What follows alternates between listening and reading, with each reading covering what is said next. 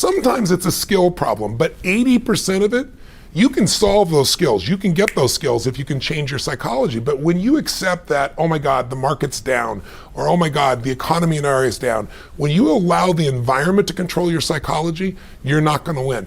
There's an interesting guy named Mel Fisher that you may remember from back in the 90s. He was, if the name lingers in your mind, he was a guy that spent, I think it was 27 years, if I remember correctly, looking for this Spanish galleon that was supposed to be filled with gold. Do you remember that? Yes, of course. And he found it after 27 years. Now here's my question for you, Jim. Yeah. 5 years into it, you've worked every day for 5 years and you found nothing. What are you gonna do? And how are you gonna raise more money because you have run out of money? 10 years into it, 15 years into it, 20 years into it. So I say to people in business, I say to them, you wanna understand psychology? Here's the biggest challenge for most businesses. They think they've maxed what's possible because they think they've tried everything. Once you believe that, your belief controls you and you miss the innovations, you miss the answers. This guy found that gold because he had 3 beliefs. First belief was there's a treasure out there, and he was certain it was out there, even though he didn't have any absolute evidence. And that certainty drove him. But if you knew there was treasure in your business, that's not enough. You got to also believe I will find it. And you also have to believe it's worth it, right? If without those 3 beliefs, he never would have found it. And so changing the psychology of the leader is what will change a business faster than anything else. Changing their skills will also do it. But lots of people have the skill and they don't execute.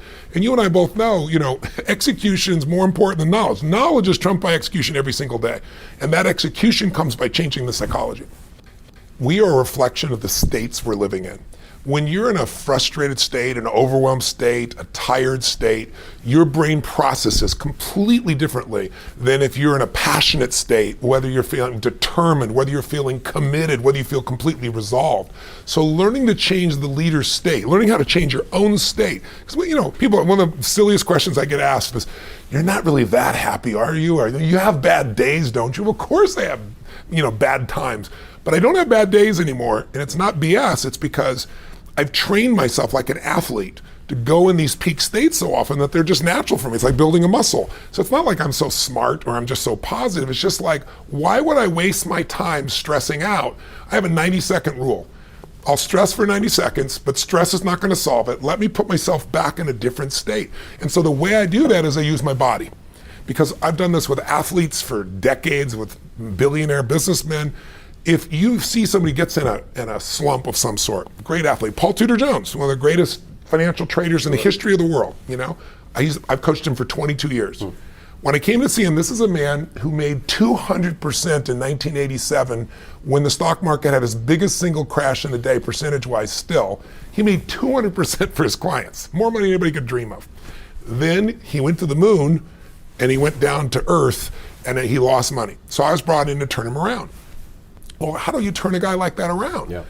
I watched him. His shoulders were down. He was breathing like this. He's sitting like this all the time because he'd been through these failures and it started to get stored in his body. Now in this state, this man is a genius, couldn't do it. So I watched films when he was at his best and he's like standing up and he's doing this, and he's, this is what I'm gonna do, sell this, make this happen.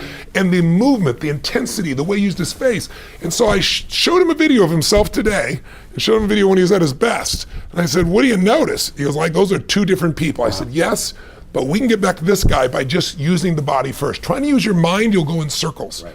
But I've been teaching for years that a radical change in your body instantly changes your biochemistry.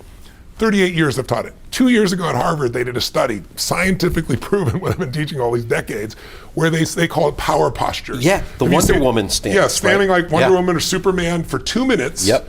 Or like you see guys like this, pulled back like that for 2 minutes, literally increases your testosterone in your biochemistry within 2 minutes by 20%. It drops cortisol by 18%, which is the stress hormone, and increases your chance of taking a more risky behavior, which is what's required of a leader, by 33%. 2 minutes.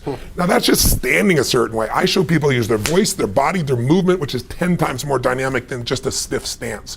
And when you change your state, your mental, emotional state, you change your performance. The only difference is state. So training yourself to be in a peak state every day. I mean, you think about like a great businessman. Think of a great entertainer like Elton John has been around in rock and roll for had his what, birthday, like yeah. 40, how many years is Yeah, it, 40 early years? 70s, yeah. Yeah, I mean, it's Late 70s. mind-boggling. And most people still like some sample of his music. Well, he's got to have days when he gets up to entertain, when he thinks, if you make me sing that Daniel song one more time, I'm going postal, right? But he never does. Every single time he's in that same beautiful state. That's not because he's naturally like that. He's trained himself to do that. Like a great athlete trains himself. That's what leaders have to do. The state of the union, the state of the company, is the culture. And the culture starts at the head. Whoever that leader is, their state impacts everybody else. So training yourself to be in that peak state is the key to it all.